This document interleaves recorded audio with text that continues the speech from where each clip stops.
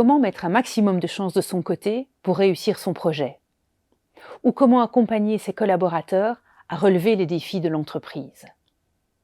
Une réponse possible à ces questions est la méthode GROW.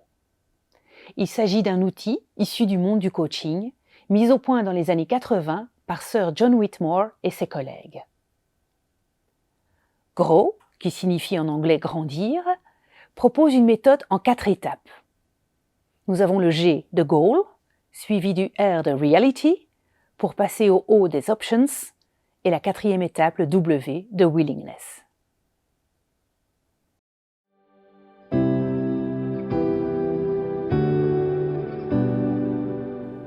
La première étape de la méthode nous invite à essayer de définir le plus précisément possible ce qu'on souhaite atteindre.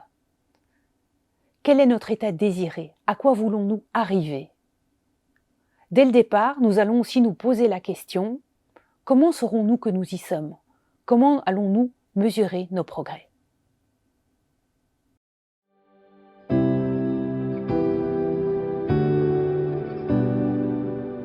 La deuxième étape de la méthode, Reality, nous invite donc à explorer la réalité actuelle. Où en sommes-nous aujourd'hui? Quel est notre état présent? Nous regardons aussi ce qui a déjà été tenté par le passé et avec quels résultats. Bien souvent, dans une conversation, les 2 premières étapes s'entremêlent assez naturellement. Explorer l'objectif, explorer l'état présent. Pas de problème à ça, pour autant qu'on s'assure que les 2 questions ont bien été abordées, que les 2 points sont très clairs. En général, dans une conversation de coaching, on consacre jusqu'à 70% du temps à l'exploration des 2 premières étapes.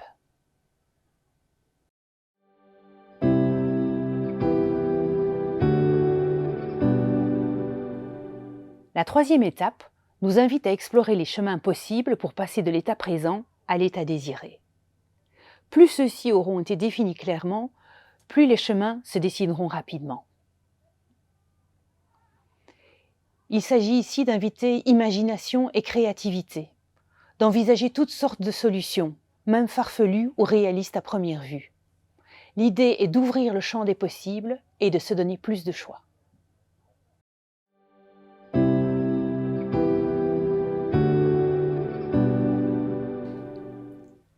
La 4e et dernière étape nous invite à faire le bilan et à passer à l'action.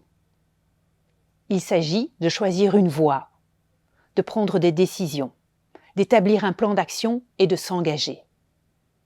Ne fût-ce que pour les premiers pas qui permettent de se rapprocher de notre objectif. Il s'agira bien sûr ici aussi de bien valider la motivation à exécuter ce plan d'action.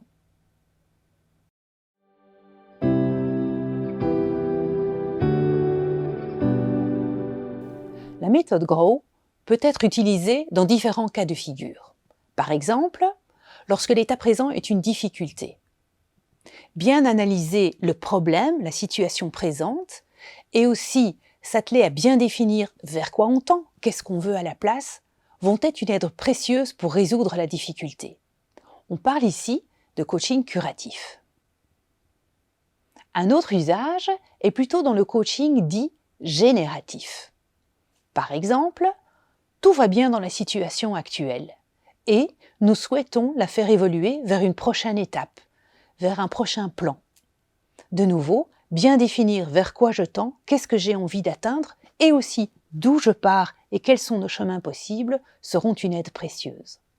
Enfin, lorsqu'un objectif nouveau nous est proposé, voire imposé, essayer de le décortiquer pour bien le comprendre et le relier à notre état présent et aux chemins possibles seront aussi une des bonnes choses à faire.